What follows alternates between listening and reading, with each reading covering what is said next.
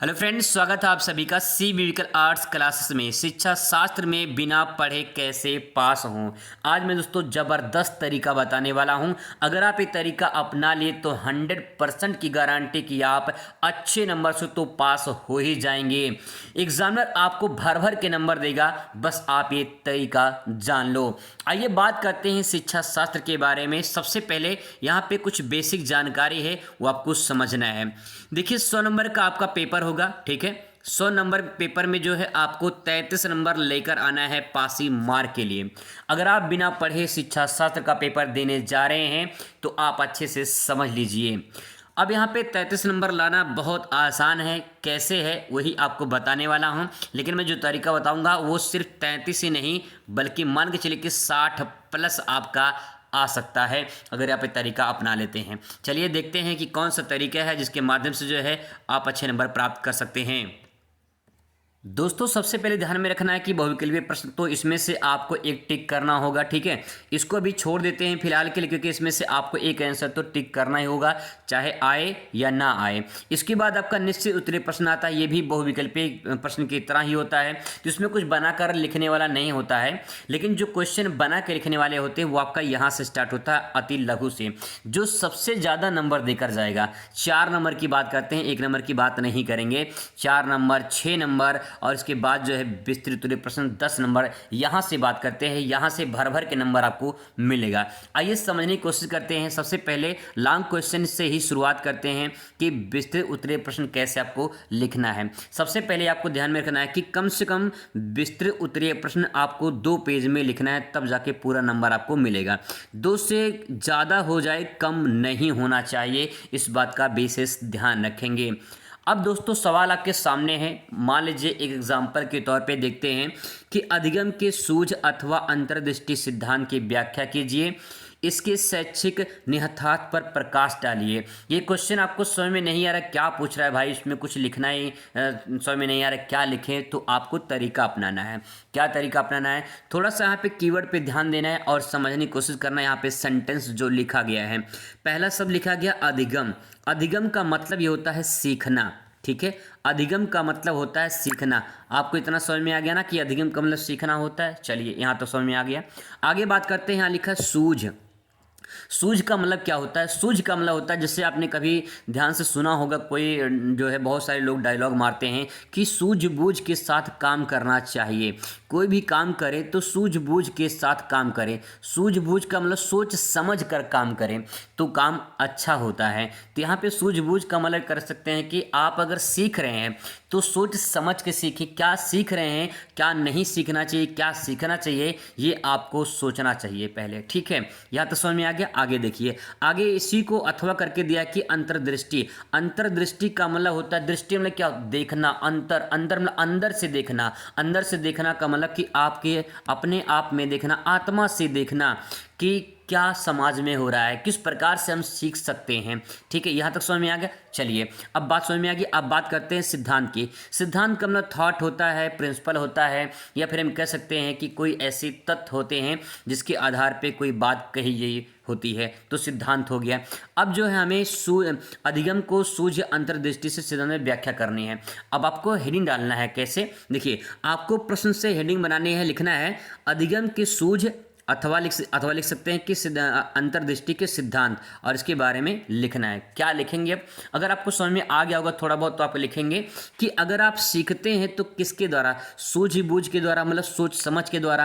यानी हम कह सकते हैं कि छोटे बच्चे जो होते हैं वो कैसे सीखते हैं? वो खेल खेल में सीखते हैं, प्रैक्टिकल करके सीखते हैं चीज़ों को। तो आप इसको आराम से बना बना के लिखिए कि जैसे छोटे बच्चे सीखते हैं, खेल खेल में सीख लेते हैं। कोई चीज़ जैसे मान लो खिलौना है, खिलौने को बना तोड़ना, फिर उसको बनाना, इस प्रकार से सीखना, ये सब सूझबूझ के अंतर्गत या फिर अंतर्दृष्टि के जो है द्वारा आता है। तो इसके बारे में आपको लिखना है। अगर समझ में नहीं आ रहा है तो आप इसके बारे में अच्छे से इस प्रकार लिखेंगे।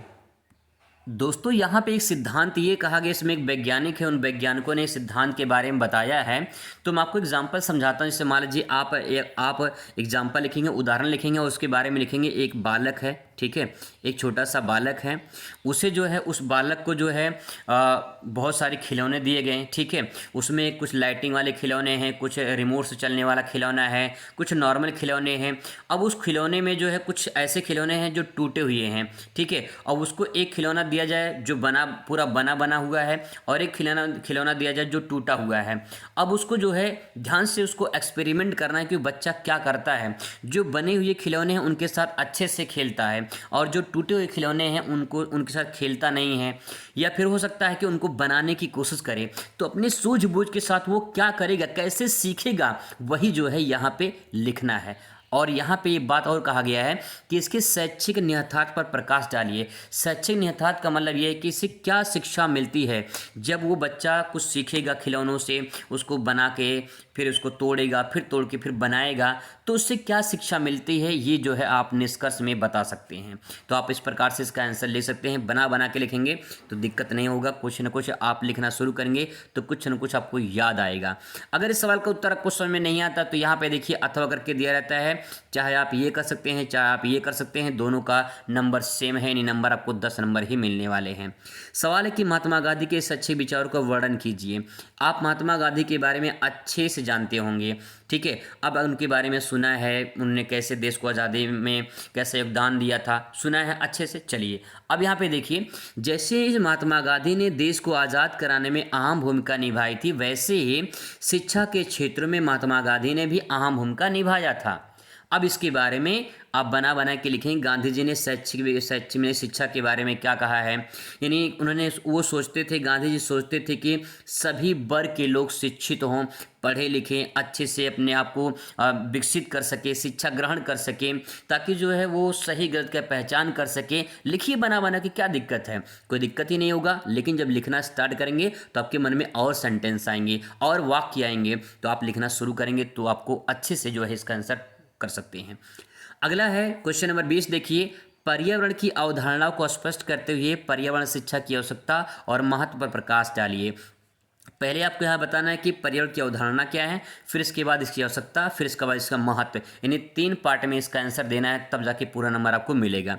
आइए बात करते हैं पर्यावरण की अवधारणा क्या है। अवधारणा का मतलब ही होता है, कह सकते हैं एक तरह से उसके विचार भावनाएं। अगर मैं आपसे कहूँ कि आप पर्यावरण के बारे में क्या सोचते हैं, क्या आप सोचते हैं, क्या आप जो है चाहते हैं कि पर्यावरण प्रदूषण हो, यानी पर्यावरण किसी प्रकार से दूषित हो, या क्या आप चाहते हैं? ऐसा आप नहीं चाहते होंगे। तो जो अवधारणा है, अवधारणा जो आप सोच रहे हैं पर्यावरण के बारे में, उसके बारे में लिखिए। क्या लिखेंगे कि पर्यावरण दूषित नहीं होना चाहिए, सभी लोगों को इस प्रकार से काम करना चाहिए जिससे जो है इन्वायरमेंट, हमारा जो पर्यावरण है वो दूषित ना हो, किसी कोई कष्ट ना हो, कोई समस्या ना हो पूरे अर्थ पे। तो इस प्रकार से आप बना के लिखिए। अगर समझ में नहीं आया तो बना के लिखेंगे तो कुछ ना कुछ जरूर मिल जाएगा। दोस्तों, अगर क्वेश्चन छोड़ कर आएंगे तो कुछ नहीं मिलेगा, लेकिन अगर कुछ लिख कर आएंगे तो बहुत कुछ मिल जाएगा। चलिए बात करते हैं पर्यावरण शिक्षा की आवश्यकता। देखिए, आप सभी अच्छे से जानते हैं कि आपने वायु प्रदूषण का नाम सुना होगा, आपने जल प्रदूषण का नाम सुना होगा, आपने मृदा प्रदूषण का नाम सुना होगा, आपने ध्वनि प्रदूषण का नाम सुना होगा। ये सब जो प्रदूषण है, ये सब ना हो, इसके लिए पर्यावरण संबंधित शिक्षा दी जाती है। तो अगर ये प्रदूषण होगा तो कहीं न कहीं पृथ्वी पर खतरा होगा, हमारे जीवन के लिए भी खतरा होगा। इसीलिए पर्यावरण संबंधित शिक्षा की आवश्यकता पड़ती है। अब इसके बारे में लिखिए एक एक पॉइंट करके कि ध्वनि प्रदूषण ना हो, इसीलिए पर्यावरण की शिक्षा दी जाती है। जल प्रदूषण ना हो, इसीलिए पर्यावरण शिक्षा दी जाती है। थोड़ा सा आगे पीछे एक सेंटेंस करके लिख सकते हैं, ठीक है। अब इसके बाद महत्व लिखेंगे कि क्या महत्व है। देखिए, अगर आप पर्यावरण के महत्व के बारे में बात करें तो अगर हम पर्यावरण से जो है अपने आप को जो है पर्यावरण से जो है इतना से कर सकते हैं कि हम पर्यावरण के बारे में सोचें, समझें और पर्यावरण को संरक्षण करें, है ना। कहने का तात्पर्य यह है कि किसी प्रकार से पर्यावरण प्रदूषण ना हो, हम उसको चारों तरफ से अपने आप को बचा सकें, यानी मतलब पर्यावरण को बचा सके, तो हो सकता है कि इसका महत्व बढ़ जाएगा। कहने का तात्पर्य दोस्तों ये है कि इसको महत्व को लिखने से पहले आपको इसकी आवश्यकता को समझना पड़ेगा, तब इसके महत्व को आप लिख सकते हैं कि क्या महत्व है। बहुत महत्व है। हमें पर्यावरण से बहुत कुछ मिलता है, हमें फल मिलता है, लकड़ी मिलता है, हमें जो है विभिन्न प्रकार के खनिज मिलते हैं। अगर उनको हम अंधाधुंध उपयोग करते रहेंगे तो पर्यावरण दूषित होता रहेगा। तो इस प्रकार से उसके महत्व को आपको लिखना है सोच सोच के, ठीक है। आगे देखिए, अगर एक प्रश्न का उत्तर समझ में नहीं आ रहा, वैसे सिंपल है, अगर समझ में नहीं आ रहा फिर भी तो यहाँ पे अथवा करके दिया रहता है कि शैक्षिक स्तर से आप क्या समझते हैं। शैक्षिक स्तर में गिरावट के कारण पर प्रकाश डालते हुए शैक्षिक स्तर के उन्नयन के उपाय बताइए। आइए इसको समझने की कोशिश करते हैं कि क्वेश्चन पूछना क्या चाह रहा है। क्वेश्चन कह रहा है कि शैक्षिक स्तर, शैक्षिक स्तर का मतलब क्या होता है। शैक्षिक स्तर का मतलब जैसे कि आप पहले प्राइमरी में पढ़े होंगे, है ना, फिर इसके बाद जूनियर, फिर इसके बाद जो है माध्यमिक, फिर इसके बाद इंटर में आए हैं। तो पहले आप जब प्राइमरी में पढ़े 1 से लेकर 5 तक, फिर इसके बाद जूनियर में 6 से लेकर 8 तक, फिर इसके बाद माध्यमिक में 9 से 10 तक, फिर आप इंटर में आ चुके हैं, है ना। इसका मतलब दोस्तों ये है, ये शिक्षा का स्तर है। ये क्या है, इस शिक्षा का स्तर है। इस शिक्षा के स्तर में क्या हो रहा है, गिरावट हो रही है। गिरावट मतलब कमी हो रही है। ये कमी क्यों हो रही है, आज की डेट में बहुत लोग पढ़ना नहीं चाहते हैं। आज की डेट में शिक्षक जो है वो घर घर जाते हैं और कहते हैं कि अपने बच्चे का एडमिशन करा लीजिए। पहले होता था दोस्तों कि यहाँ पे जो शिक्षक मतलब जो पढ़ने वाले बच्चे होते थे वो स्कूल में चलकर जाते थे, लेकिन ज़माना बदल चुका है। आज की डेट में शिक्षक घर घर जाते हैं और कहते हैं कि अपने बच्चे का एडमिशन करा लीजिए, अपने बच्चे का एडमिशन करा लीजिए, उसे शिक्षा दे दीजिए। तो ये सिचुएशन आज की डेट में आ चुका है। इसका मतलब है कि शिक्षा में गिरावट दोस्तों आ चुकी है। क्या कारण है गिरावट का, यही आपको बताना है कि आज की डेट में शिक्षा महंगाई बढ़ रही है। बहुत सारे ऐसे लोग हैं जो उतना अफोर्ड नहीं, मतलब कि इतना जो है दे नहीं सकते हैं, ठीक है। तो बहुत सारी जो है फीस वगैरह बहुत ज़्यादा लगता है, तो उतना फीस नहीं दे सकते हैं, जिसके कारण शिक्षा में गिरावट आई है, ठीक है। लोग, बहुत सारे लोग हैं जो सामाजिक भावनाएं ऐसे हैं, लोग अपने बच्चों को पढ़ाना नहीं चाहते हैं, ये भी समाज में गिरावट का कारण बन सकता है। तो आप ऐसे बना बना के लिखेंगे तो आपका पूरा आंसर परफेक्ट हो जाएगा। आगे लिखा है कि शैक्षिक स्तर पर उन्नयन का उपाय बताइए। यानी शिक्षक जो शैक्षिक स्तर है इसको कैसे बढ़ाया जाए, इसका उपाय क्या है, इसको कैसे जो है और ऊपर तक लेकर जाया जाए, इसका क्या उपाय है। आइए उसके उपाय के बारे में समझते हैं। तो शिक्षक जो है शैक्षिक स्तर के उपाय के बारे में समझेंगे। तो यहाँ पे लिखेंगे समाज में जागरूकता होनी चाहिए, लोगों को शिक्षा के बारे में बताना चाहिए ताकि जो है वो शिक्षा ग्रहण कर सके। आप ऐसे सेंटेंस को सोच सोच के बना के लिख सकते हैं अगर आप इस प्रकार से सोचते हैं तो, ठीक है। आगे देखिए, सवाल यहाँ पे है कि मानसिक स्वास्थ्य विज्ञान से आप क्या समझते हैं। शिक्षा में मानसिक स्वास्थ्य के महत्व पर प्रकाश डालिए। एक क्वेश्चन पूछा गया है, इसका आंसर आपको समझ में नहीं आ रहा, क्या लिखे इसके बारे में। तो देखिए, मानसिक के बारे में समझते हैं ना। मानसिक का मतलब क्या, मानसिक आपका शारीरिक और मानसिक, मानसिक का मतलब बुद्धि, ठीक है। आपका दिमाग स्वस्थ है या नहीं है, ठीक है। आपका दिमाग स्वस्थ है या नहीं है उसके बारे में पूछा जा रहा है। विज्ञान का मतलब क्या होता है, विशेष प्रकार का ज्ञान, जिससे हमें विशेष प्रकार का ज्ञान मिले। कहने का तात्पर्य दोस्तों ये है कि यहाँ पे जो सेंटेंस लिखा गया है कि जैसी आपकी बुद्धि होगी वैसा ही आपको ज्ञान प्राप्त होगा। बहुत लोग कम बुद्धि होती है तो कम ज्ञान प्राप्त होता है, कुछ लोग को ज़्यादा बुद्धि होती है तो ज़्यादा ज्ञान प्राप्त होता है। ऐसे बहुत सारे लोग, आप ही में से कितने लोग होंगे जो आसानी से चीज़ों को समझ जाते होंगे, और कुछ लोग ऐसे होते होंगे जिनको समझ में नहीं आता होगा, और फिर जिनको समझ में नहीं आता है वही जाकर उल्टा सीधा कमेंट करते हैं, लेकिन जिनको समझ में आ जाता है वो अच्छा कमेंट करते हैं। तो आपको समझ में आया है तो कमेंट कर सकते हैं, क्या दिक्कत है। चलिए देखिए, इसका आंसर लिखने में क्या लिखेंगे। देखिए, जितनी जैसी बौद्धिक क्षमता होगी वैसे ही आप विकास कर सकते हैं। स्वस्थ शरीर में स्वस्थ मस्तिष्क का विकास होता है। इसका मतलब दोस्तों ये है कि अगर आपकी बुद्धि स्वस्थ रहेगी, यानी दिमाग स्वस्थ है, आपका जो है मानसिक रूप से स्वस्थ है, तो आपका विकास होगा। तो यही परिभाषा जो आप बना के इसमें लिख सकते हैं। आगे है कि शिक्षा में मानसिक स्वास्थ्य के महत्व पर प्रकाश डालिए। यानी अगर आप शिक्षा ग्रहण करते हैं तो आपके दिमाग का कितना खेल है, इसमें बहुत खेल है भैया, यहाँ पे देख लीजिए। क्योंकि शिक्षा में मानसिक स्वास्थ्य, यानी अगर आप मानसिक रूप से स्वस्थ हैं, कोई तनाव नहीं है, कोई टेंशन नहीं है। जब बोर्ड पेपर आता है तो लोगों को टेंशन हो जाता है, तनाव हो जाता है कि अरे भाई तैयारी नहीं हो पाई है, बोर्ड पेपर आ चुका है, कुछ तैयारी नहीं हुई है, लोग टेंशन में आते हैं, मानसिक रूप से स्वस्थ नहीं हो पाते हैं, और फिर जो याद किए रहते हैं वो भी भूल जाता है। कभी कभी दोस्तों ऐसा भी होता है कि जैसे मंच पर जाते हैं लोग ना, तो सोचते हैं कि अच्छा बोल लेंगे, तैयारी करके जाएंगे। कुछ लोग होते हैं जो तैयारी करके जाएंगे, लेकिन जैसे मंच पे पहुंचेंगे, माइक हाथ में पकड़ते ही कांपने लगते हैं और सब कुछ भूल जाते हैं जो तैयारी किए रहते हैं। डर होता है ना, मानसिक तनाव होता है। लेकिन अगर आप मानसिक रूप से पूरी तरह से स्वस्थ हैं तो दोस्तों आप आंसर बना के लिख सकते हो और आपको दिक्कत नहीं होगा, पूरा सटीक आंसर आपका बनेगा। और 10 में कम से कम मान के चलिए कि 6 नंबर तो आपको मिल ही जाएगा, 6 से 8 नंबर मिल ही जाएगा अगर आप ऐसे लिखोगे तो, जैसे बता रहा हूँ मैं। ठीक है, आगे देखिए, इसके महत्व पर प्रकाश डालिए। तो महत्व के बारे में आप जो है कम से कम 5 हेडिंग देंगे और इसके बारे में अच्छे से आप लिखेंगे। अगर इस सवाल का आंसर नहीं आता है तो कोई बात नहीं, अथवा करके दिया रहता है कि व्यक्तित्व से आप क्या समझते हैं। व्यक्तित्व के विकास को प्रभावित करने वाले कारकों का वर्णन कीजिए। व्यक्तित्व मतलब क्या होता है? पर्सनालिटी, आपकी पर्सनालिटी कैसी है उसके बारे में बताना है। बताओ पर्सनालिटी के बारे में अपने। लेकिन यहाँ पे थोड़ा सा कुछ समझना है कि पर्सनालिटी का मतलब क्या होता है।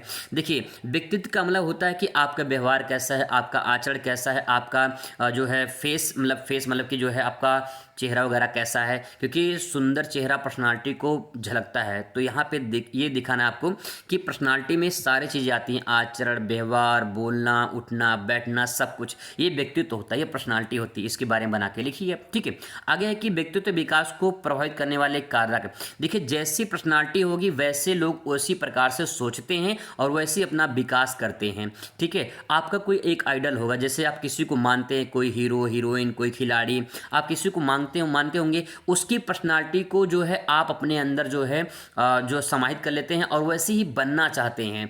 इसका मतलब ये है कि अगर आपका व्यक्तित्व जैसा होगा वैसे ही आप जो है विकास कर सकते हो। और उसमें जो है कुछ प्रभावित करने वाले कारक हैं, उन्हीं कारक को आपको बताना है। क्या कारक लिख सकते हैं? जैसे के तौर पे आपका व्यक्तित्व कैसे प्रभावित होगा। जैसे आपके व्यक्तित्व में अगर बात करें तो आपकी जो सुंदरता है, ठीक है, आपकी जो सुंदरता है ये प्रभावित करती है कि नहीं प्रभावित करती है? आपका पहनावा, आपका उठना बैठना, आपका बोलना, आपका व्यवहार, आपका आचरण, ये सब कुछ व्यक्तित्व के अंतर्गत आता है। ये सब व्यक्तित्व को प्रभावित करते हैं। तो लिखिए बना के, अगर इस प्रकार से लिखेंगे तो पूरा आंसर आपको मिलेगा, मतलब पूरा नंबर आपको मिलेगा। यहाँ पे 2-4 क्वेश्चन और देख लेते हैं किस प्रकार से इसको बना के लिख सकते हैं। जैसे लघुत्तरी की बात करें तो यहाँ पे देखिए, जैसे लिखा है शैक्षिक निर्देशन के उद्देश्यों पर प्रकाश डालिए। यहाँ पे दोस्तों 6 नंबर का सवाल है, इसको एक पेज में आंसर देंगे। ठीक है, शैक्षिक निर्देश दिया है यहाँ पे। इन्हीं शैक्षिक मतलब क्या होता है? देखिए, शैक्षिक मतलब शिक्षा, शैक्षिक मतलब क्या होता है? शिक्षा होता है। शैक्षिक मतलब शिक्षा। निर्देश मतलब क्या होता है? निर्देश का मतलब होता है निर्देश देना, आदेश देना, किसी को सुझाव देना। ठीक है, अब इतना समझ में आ गया ना। अब इसके बारे में लिखिए, शैक्षिक निर्देशन क्या होता है? यानी शिक्षा संबंधी आदेश देना या निर्देश देना या सुझाव देना ही शैक्षिक निर्देश कहलाता है। अब पूछा है कि इसका उद्देश्य बताइए, क्या उद्देश्य है? क्या शिक्षा में समस्या होती है कि नहीं होती है?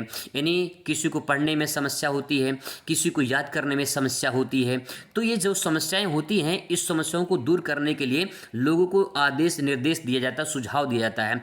अब उसका उद्देश्य क्या है? उसके उद्देश्य के बारे में लिखिए कि लोग भूले ना, याद कर लेते हैं, भूल जाते हैं। तो इसके लिए जो है लोगों को निर्देश दिया जाता है किस प्रकार से भूलते नहीं हैं। तो वहाँ पे आप इस प्रकार से बना के लिख सकते हैं। ठीक है, आगे यहाँ पे लिखा जिससे कि व्यक्तिगत या सामूहिक बुद्धि परीक्षण में अंतर स्पष्ट कीजिए। व्यक्तिगत का मतलब होता है अकेला व्यक्ति और सामूहिक का मतलब होता है ग्रुप में। ठीक है, ग्रुप में कई सारे लोग, जैसे आप ग्रुप में जब होते हैं तो सामूहिक रूप से कई सारे लोग इकट्ठा होते हैं। एक व्यक्ति है जो अकेला बुद्धि लगा रहा है और एक ग्रुप में जो है मान लो 10 लोग हैं, 10 लोग बुद्धि लगा रहे हैं। तो अब ये 10 लोग जो बुद्धि लगाएंगे तो क्या एक वाले में 10 वाले में अंतर नहीं होगा? अंतर होगा भैया, बहुत अंतर होगा। तो वही जो अंतर होगा वही आपको यहाँ पे बताना है। लिखिए बना के। ठीक है, तो यहाँ पे दोस्तों कुछ ऐसे प्रश्न होते हैं जिनको आप आराम से लिख सकते हो, समझ सकते हो। जैसे यहाँ पे देखिए, आपदा से क्या समझते हैं? किसी एक प्राकृतिक आपदा का संक्षेप में वर्णन कीजिए। आपदा का मतलब क्या होता है? देखिए, आपदा का मतलब क्या होता है? घटना होता है। क्या होता है? घटना होता है, या कह सकते हैं विपत्ति होता है। ठीक है, क्या होता है? विपत्ति। तो घटना या आपदा जैसे मतलब होता है कि जब कोई विपत्ति या घटना अचानक घट जाए तो उसे हम आपदा कहते हैं। और ये प्राकृतिक आपदा में जैसे मान लो भूकंप है, ज्वालामुखी है, बाढ़ है, सूखा है, ये प्राकृतिक आपदा हो गया। अब उसके बारे में लिखिए, बाढ़ के बारे में जानते होंगे आप, सूखा के बारे में जानते हैं आप लोग, लिखिए उसके बारे में बना के। ठीक है, अगर इस प्रकार से लिखेंगे आंसर तो दिक्कत नहीं होगा। यहाँ पे एक देख लेते हैं, अति लघु में एक क्वेश्चन देख लेते हैं, कोई भी क्वेश्चन इसमें देख लेते हैं जो भी आप कहेंगे। देखिए, पहला क्वेश्चन देख लेते हैं, वैदिक कालीन शिक्षा के 4 विशेषताएं लिखिए। देखिए, वैदिक कालीन शिक्षा मतलब प्राचीन काल में शिक्षा कैसी दी जाती थी, इसके बारे में आपको बताना है। तो वैदिक काल में क्या होता था, वैदिक काल में जो शिक्षा गुरुकुल में दी जाती थी, ठीक है, किसमें, गुरुकुल में दी जाती थी। वैदिक काल में शिक्षा गुरुकुल में लोगों को दिया जाता था और गुरु के पास जो है, गुरु के पास शिष्य जाकर जो है शिक्षा ग्रहण करते थे। तो एक एक पॉइंट ऐसे बना बना के लिखिए, क्या दिक्कत है। आगे है पर्यावरण शिक्षा के किन्हीं दो उद्देश्य लिखिए। तो पर्यावरण शिक्षा के दो उद्देश्य अभी मैंने बताया था कि पर्यावरण प्रदूषित ना हो उसके लिए जो है शिक्षा प्रदान करनी चाहिए, पर्यावरण किसी प्रकार का नुकसान न हो उसका संरक्षण किया जा सके। तो यहाँ पे दो उद्देश्य बताना, दो उद्देश्य बता सकते हैं, ठीक है। ऐसे ही यहाँ पे देखिए जैसे लिखा है कि स्त्री शिक्षा की किन्हीं 4 समस्याओं को वर्णन कीजिए। आज की डेट में बहुत सारी बालिकाएं हैं, बहुत सारी जो है छात्राएं हैं, उनको जो है शिक्षित मतलब शिक्षा ग्रहण करना चाहते हैं, लेकिन उनके परिवार सपोर्ट नहीं कर रहे हैं। तो ये भी एक समस्या हो गया, ठीक है। तो यहाँ पे ले सकते हैं सामाजिक समस्या, पारिवारिक समस्या, या फिर धार्मिक समस्या, या फिर जो है लिख सकते हैं भौगोलिक समस्या। तो ये सारी चीज़ें जो इसमें आप आराम से लिख सकते हैं। तो दोस्तों अगर आप ऐसे लिखोगे आंसर तो आपको जो है कोई दिक्कत नहीं होगा, बना बना के पूरा लिखिए, कोई दिक्कत नहीं। क्वेश्चन किसी भी कीमत पे छोड़ना नहीं है दोस्तों, पूरा लिख कर आना है, चाहे कुछ भी हो जाए, बना बना कर लिख कर आइए, लेकिन छोड़ कर मत आइए।